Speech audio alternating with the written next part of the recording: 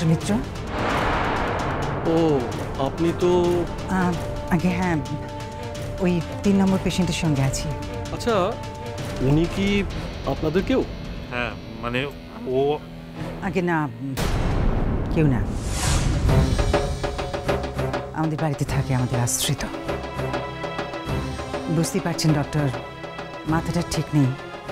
ওই এখানে এসে চিৎকার চেঁচামেচি করছে, উপরে যেতে চাইছে। তাই বলছিলাম পেশেন্টকে বোধহয় এভাবে ডিস্টার্ব করাটা ঠিক নয়। মানে আজ বাদে কাল এত বড় একটা ভাইটাল অপারেশন তো। না না, আমরা তো স্ট্রিক্টলি বারণ করে দিয়েছি, পেশেন্টের কাছে ভিড় করা যাবেই না। ডক্টর বলছিলাম যে ওকে দেখেই তো বুঝতে পারছেন, মানে ইনফ্যাক্ট আমরা ওর সঙ্গে উপরে যেতে চাইছি না।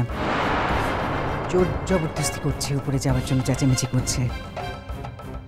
আসলে বাড়িতেও তো একা রেখে আসা যায় না। ওকে, একে যাতে কাল থেকে হসপিটাল প্রেমিসেসে ঢুকতে না দেওয়া হয় সেটা আমি দেখছি। আমি সিকিউরিটিকে বলে দিচ্ছি। Security, yes sir. কাল থেকে কেবিনের পেশেন্টদের ভিজিটাররা যখন দেখতে আসবেন তখন একে তোমরা একটু দেখো, ও যেন কোনো মতেই ওপরে উঠতে না পারে। Yes sir.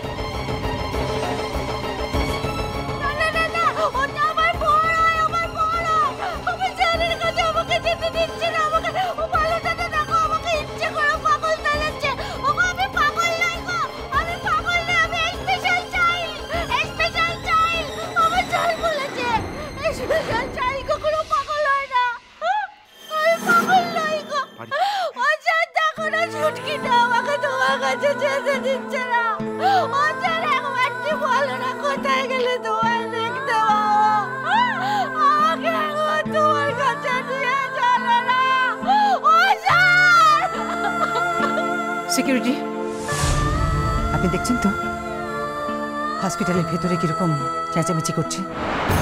কাল থেকে ওকে ভেতরে ঢুকতে দেবেন না, পরিবেশটি তো নষ্ট করে দিচ্ছে, বুঝতে পারছেন? নন্দিনী, অনন্য, আমার এই প্রেসক্রিপশনটা দেবার আছে, আমি দিয়ে উপরে যাচ্ছি। তুমি বরং ওকে নিয়ে বাড়ি চলে যাওয়ার, কাল থেকে ওকে এখানে নিও না। সেটা সম্ভব নয়। কিন্তু কি লাভ হইলে? আমি তোকে কোনো শর্তেই অমর্ত্যর কাছে যেতে দেব না। আমি আমার বরের কাছে যাবই, দেখো না। হ্যাঁ, আমার চাকা চিতুরে যদি জোর থাকে না, তাইলে আমি বরের কাছে যাবই। হ্যাঁ ঠিক আছে, দেখা যাক। আমারও চ্যালেঞ্জ রইল। পারি, চলো বোন, চলো। দেখলে তো ভালো কথা, আমার বরের কাছে আমাকে কেমন যেতে দিল না। আমার স্যারের বাবু খুব কষ্ট হচ্ছে, আমার স্যারের। আমি বুঝতে পারছি এই পায়ের কথা ভেবে ভেবে স্যার খুব কষ্ট পাচ্ছে, আমায় দেখতে পাচ্ছি না তো। আমার মনটাতে যদি এত কষ্ট হয়, তাহলে আমার স্যারের কত কষ্ট হচ্ছে বাবা। আমি তো স্ত্রী হই, আমি বুঝছি যে আমার বোনের কত কষ্ট হচ্ছে, আমি ঠিক বুঝতে পারছি। পারি, আর কাঁদে না, চল।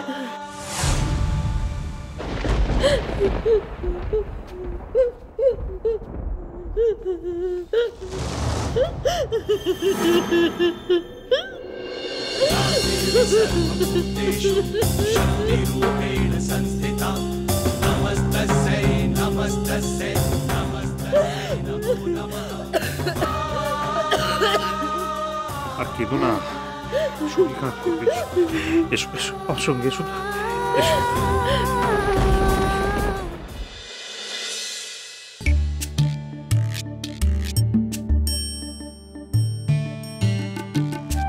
দেখলে মা, সোনা জেঠি, এই আশীর্বাদে এই একটা গলার নেকলেস, হাতের দুটো বালা আর কানের দুল, এটাই দেওয়া হচ্ছে আর কি। আর মুখ দেখে আমি একটা জড়োয়ার সেট দিচ্ছি। আর তুমি কি দিচ্ছ বলো তো? তুমি নোয়া বাঁধানো না, অথবা মেজো বৌমা একটা নোয়া বাঁধানো দিচ্ছে, এই দেওয়া হচ্ছে আর কি। তাহলে তো হয়েই গেল, বাকি আর কিছুই রইল না। আমার 7টা 5টা তো নয়, আমার একটা ছেলের একটা বউ। আমাদের যা থাকবে সবই তো ওরই থাকবে, আর ওর তো কোনো অভাবও নেই। বাপ মায়ের এক মেয়ে, ও তো কোনো বিকেলি ঘর থেকেও আসছে না, সেখানেও তো অর্ডার পাবে, তাই না শোনা যেটি? তাই সব গয়নায় কি নতুন করে গয়নাটা হলো? নতুন মানে এই একরকম নতুন করেই গড়ানো হলো আর কি প্রায়।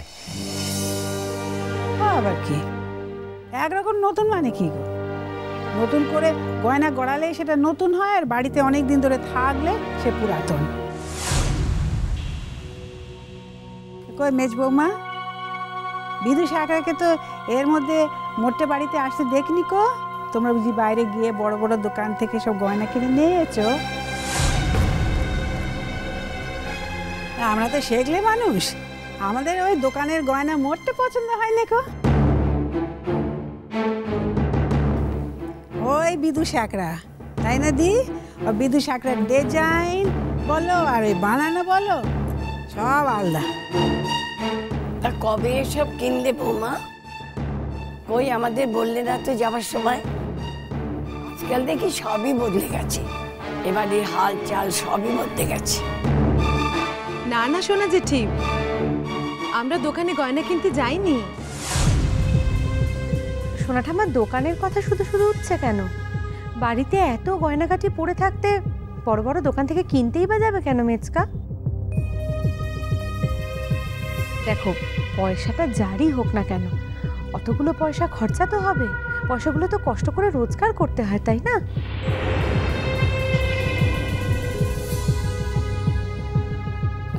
হ্যাঁ, তাছাড়া না আমার এগুলো একদম খেয়ালই ছিল না, জানো তো শোনা যেটি মা। মানে এগুলো তো মেয়েলি ব্যাপার, আর ওর মেজো কাকিমা আমার এর আগে কিছুই বলেনি। এবার ভূমি মনে করালো যে কাজলের সমস্ত গয়নাগুলো পড়ে আছে, তাই জন্যই ভাবলাম, বুঝলে মা। প্রথম থেকে এমন সন্দেহ আমার হয়েছিল, কারণ আমাদের বাড়ির ছেলেদের এবং ছেলের বউদের এমন ছোট মন হতে পারে না। নিশ্চয় বাইরের কারো বুদ্ধি নিয়ে এসব হয়েছে। সোনা ঠাম্মা, তুমি এর মধ্যে মন ছোট করার কি দেখলে?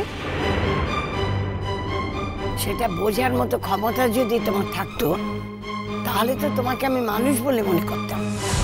সোনা ঠাম্মা, ওই ধমকাচ্ছ কাকে? হ্যাঁ, কাকে ধমকাচ্ছ? তোমার সাহসের তো দেখছি গাছপাথর কিচ্ছু নেই কো, ধমকাচ্ছে। কিন্তু মা, এই কথা তো সত্যি যে হিসেব মতো গয়নাগুলো তো নীলের বইয়েরই পাওয়ার কথা।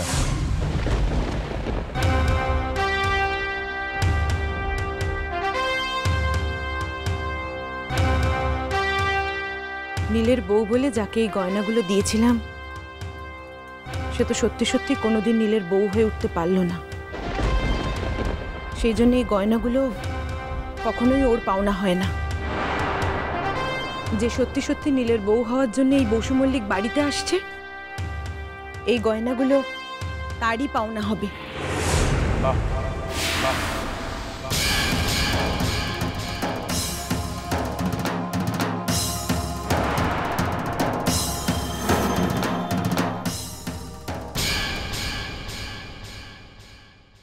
মেসমশাই, আমি অনন্য বলছি, মানে জুটোর বাবা। ও আচ্ছা, বলো বাবা, সবাই ভালো আছে তো? মানে সব কুশল তো বাড়ির? না মেসমশাই, অমর তোর একটা ম্যাসিভ অ্যাটাক হয়েছে। হ্যাঁ, বাজে